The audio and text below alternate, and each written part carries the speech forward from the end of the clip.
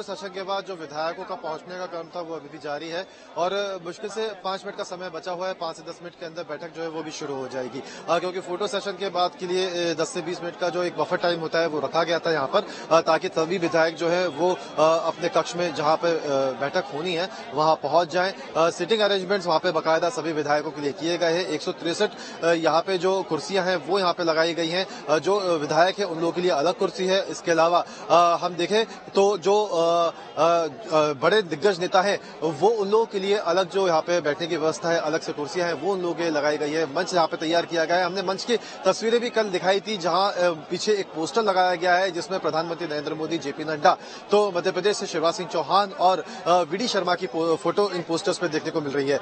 अभी बस जो विधायक है वो यहाँ पहुंच जाएंगे, पर्यवेक्षक यहाँ पहुंचेंगे और उसके बाद बैठक का जो दौर है वो शुरू हो जाएगा।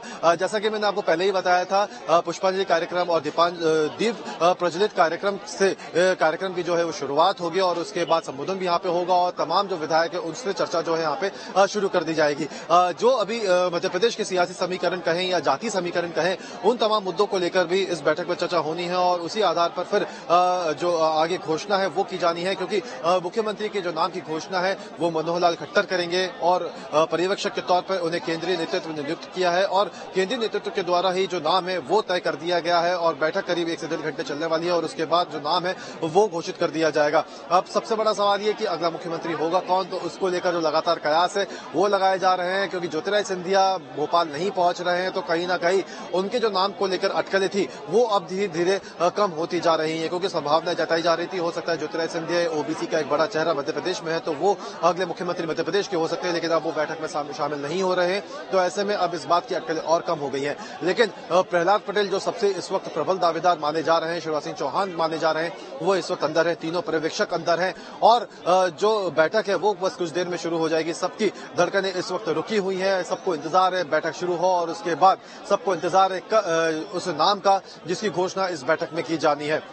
4 से 5 बड़े नाम हैं जिसमें नरेंद्र सिंह तोमर हैं, प्रहलाद पटेल हैं, शिवराज सिंह चौहान हैं, ज्योतिरादित्य सिंधिया का नाम भी इस वक्त देखने को मिल रहा है, कैलाश विजयवर्गीय हैं। तो ये वो दिग्गज नेता है जिनको लेकर सभी ये अनुमान लगा रहे हैं कि इनमें से कोई एक चेहरा मध्य प्रदेश का अगला मुख्यमंत्री होगा। तो वहीं डेप्यूटी सीएम को लेकर क्या स्ट्रेटेजी बनती है उसको लेकर भी चर्चा हो सकता है की जाए। उसको लेकर भी यहाँ पे जो आला कमान ने निर्णय लिया है वो फैसला यहाँ पे सुनाया जाए कि आने वाले समय मध्य प्रदेश में डेप्यूटी सीएम होगा या नहीं, क्योंकि अभी तक हमने देखा था कि मध्य प्रदेश में डेप्यूटी सीएम नहीं था बीजेपी के शासन में, लेकिन अगर बीजेपी के शासन में अब डेप्यूटी सीएम बनाए जाते हैं तो एक नई प्रथा की शुरुआत मध्य प्रदेश में देखने को मिलेगी। इसके अलावा जो फॉर्मूला मध्य प्रदेश में इंप्लीमेंट किया जाएगा तो वो जातीय समीकरण की बात करें या हम क्षेत्रीय समीकरण की बात करें, सभी को साधते हुए देखा जाएगा। क्योंकि हमने जब थोड़ी देर पहले देखा जो प्रहलाद पटेल के समर्थक यहाँ पर पहुंचे थे तो उनका साफ तौर पर यह कहना था कि महाकौशल से कभी नेतृत्व मध्य प्रदेश को नहीं मिला है, ऐसे में महाकौशल से मध्य प्रदेश को एक नेतृत्व दिया जाए और महाकौशल से प्रहलाद पटेल एक दिग्गज और बड़े नेता के रूप में जाने जाते हैं। ऐसे में इस बात की उम्मीद लगातार लगाई जा रही है कि प्रहलाद पटेल विनोद, लेकिन एक सवाल यहाँ पर यह भी बनता है कि पिछली बार क्योंकि ज्योतिरादित्य सिंधिया छोड़कर आए थे पार्टी और उसका वेटेज था ग्वालियर चंबल अंचल को, आप तो लगातार नेताओं के संपर्क में रहते हैं, कई ऐसे नाम थे जो चुनाव हार गए, क्या अब उसी तरह का वेटेज मिलेगा या इस बार मुश्किल है मंत्रिमंडल में उतने नेता ग्वालियर चंबल अंचल के रहे जितनी बार पिछली बार थे? उस समय जिस समय खास तौर पे आने वाले लोकसभा के देखिए, मुझे लगता है कि ज्योतिरादित्य सिंधिया के कद पर अब कोई बहुत ज्यादा फर्क नहीं पड़ने वाला, अगर उनके 2-4 समर्थक विधायक चुनाव हार भी गए हैं, क्योंकि उन्होंने भी काफी मेहनत की थी, नरेंद्र सिंह तोमर ने भी काफी मेहनत की थी और भारतीय जनता पार्टी इतनी सीटें अगर जीत कर आई है तो अपने नेताओं और अपनी योजनाओं के बलबूते पर आई है। लगातार जिस तरह से ज्योतिरादित्य सिंधिया का नाम चल रहा है तो उसके पीछे की मूल वजह यह है कि वो कांग्रेस छोड़कर भारतीय जनता पार्टी में गए और उन्होंने विपक्ष में बैठी एक पार्टी को सत्ता तक पहुंचाया, जिसकी वजह ये मान सकते हैं कि आज भी भारतीय जनता पार्टी सरकार बनाने में सफल हुई है। कांग्रेस के नेता लगातार ये दावा करते रहे कि अगर 5 साल सरकार बन जाती तो शायद बीजेपी को ये मौका नहीं मिल पाता, लेकिन इसके पीछे सिंधिया ही सबसे मूल आधार रहे हैं और यही वजह है कि उनके नाम की चर्चा आज भी चल रही है। ज्योतिरादित्य सिंधिया देखिए, अगर उनके समर्थक हारे हैं तो उस समय उनके समर्थक जीते भी थे जिन्होंने सरकार उपचुनाव में बनवाई। हार जीत लगी रहती है वो अलग बात है, लेकिन जाहिर सी बात है ये सारी चीजें तब मायने रखती हैं जब पार्टी के नेता एक एक विधायक से पूछें और उनसे वोटिंग करवाएं कि आपका नेता कौन है, क्या आप मुख्यमंत्री के लिए किसको वोट देना चाहते हैं। लेकिन यहाँ ऐसा कुछ होने वाला नहीं है। यहाँ जो पर्यवेक्षक बैठे हैं मीटिंग में, नहीं, मेरा उनके सवाल पास या विनोद तो फोन आएगा ओवरऑल या कैबिनेट को लेकर था, जिसमें पिछली बार ग्वालियर चंबल अंचल के काफी सारे लोग थे। विंध्य या महाकौशल से वो मांग उठती रही कि यहां से उतने ज्यादा लोग मंत्री क्यों नहीं बनाए गए। तो क्या इस बार वो जो क्षेत्रीय समीकरण है वो बैलेंस दिखाई देगा? पिछली बार ज्यादा हमने देखा था कि ग्वालियर चंबल अंचल को उसमें वेटेज मिला था। हाँ बिल्कुल, देखिए ज्योतिरादित्य सिंधिया ने बीजेपी की सरकार बनवाई थी और उनके समर्थकों को मंत्री बनवाना ही था, क्योंकि यही वो सारे लोग थे जो कांग्रेस छोड़ के बीजेपी में गए। और ये एक बड़ी वजह थी कि ग्वालियर चंबल अंचल के ज्यादा से ज्यादा सिंधिया समर्थकों को मंत्रिमंडल में मौका मिला। लेकिन इस बार पार्टी फुल मेजोरिटी से भी ज्यादा सीटें जीत कर आई है। 163 सीटें काफी मायने रखती हैं।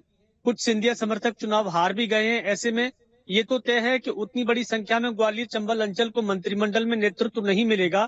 लेकिन फिर भी ग्वालियर में सामान्य तौर पे हर सरकार में देखा जाता है कि 2 से 3 मंत्री बनते रहे हैं, 1 मिनिस्टर भिंड के भी रहे हैं। तो पूरा ग्वालियर चंबल के जो 8 जिले हैं उसमें ये माना जा रहा है कि लगभग 4 से 5 मंत्री इस अंचल के हो सकते हैं। ठीक है गौरव, देखिए जो वहां समर्थक पहुंचे हुए हैं, जाहिर बात है कि उनके कुछ ना कुछ अपने विधायकों से कनेक्शन होंगे, कुछ ना कुछ उनके जो लोग हैं वो हो सकता है कि कोई जानकारी उन्हें पहुंचा दें वहां पर। तो कुछ माहौल बदलता हुआ दिखाई दिया है। वहां का जो नारेबाजी हो रही थी, समर्थक पहुंचे हुए थे, उसमें आपने कोई बदलाव महसूस किया है? अभी तक कुछ ऐसी खबर इन तक पहुंच गई हो अंदर खाने से कि उनके नेता का तो नाम कम से कम नहीं है? देखिए, जब हम बीजेपी कार्यालय पहुंचे थे तो उस वक्त जो माहौल था वो एकदम शांत था। लेकिन धीरे धीरे जैसे जैसे विधायक दल की बैठक का समय करीब आता जा रहा था, वैसे वैसे यहाँ के कार्यकर्ताओं का उत्साह भी बढ़ता जा रहा था। अपने अपने नेताओं के लिए लगातार जो कार्यकर्ता है वो नारेबाजी कर रहे थे और अभी भी ये जो नजारा है वो यहाँ पे देखने को मिल रहा है। कार्यकर्ताओं में उत्साह इस बात को लेकर भी है कि बीजेपी प्रचंड बहुमत के साथ इस बार मध्य प्रदेश में जीती है। अगला मुख्यमंत्री कौन होगा इसको लेकर भी लगातार कार्यकर्ता उत्साह। तस्वीरें में एक बार फिर से आपको यहाँ की दिखाना चाहूंगा कि किस तरीके की तस्वीरें यहाँ पर हैं। देख सकते हैं कितनी भारी तादाद में जो लोग हैं बीजेपी कार्यालय के सामने जमा है। भारी भीड़ यहाँ पे कार्यकर्ताओं की देखने को मिल रही है और यहाँ पे सिर्फ यही उम्मीद है, यही उम्मीद इन कार्यकर्ताओं के बीच में है कि उनके नेता को मुख्यमंत्री बनने का मौका मिलेगा, प्रदेश का नेतृत्व करने का मौका मिलेगा और उसी के चलते ये नेता जो है यहाँ पर पहुंचे हैं। लगातार यहाँ पे हमने नारे देखे अपने अपने जो नेता है उनके समर्थन में कार्यकर्ताओं के द्वारा और उसके बाद अब जो माहौल है कुछ हद तक शांत हुआ है, क्योंकि दिन में हमने देखा था कि जो नारेबाजी थी वो काफी ज्यादा यहाँ पे देखने को मिली थी। इस पूरे सड़क पर कार्यकर्ता लगातार नारेबाजी करते हुए नजर आ रहे थे, लेकिन भीड़ अभी भी कार्यकर्ताओं की यहाँ पे डटी हुई है। इंतजार सभी को है कि कब विधायक दल की बैठक शुरू हो जाएगी और विधायक दल की बैठक के बाद अगला मुख्यमंत्री कौन होगा मध्य प्रदेश का, इसको लेकर जो है लगातार यहाँ पे लोगों के बीच में इंतजार बना हुआ है। ढोल नगाड़ों की व्यवस्था भी यहाँ पे की गई है। सुबह से हमने देख रहे हैं ढोल नगाड़े कई बार यहाँ पे बज चुके हैं, लेकिन अब जब बैठक शुरू होगी, बैठक के बाद जब फैसला आएगा तो इस तरह की तस्वीरें भी यहाँ पे हमें देखने को मिलेगी। और हमारे सहयोगी आदर्श भी इस वक्त जुड़ गए। मैं लौट रहा हूँ उसके बाद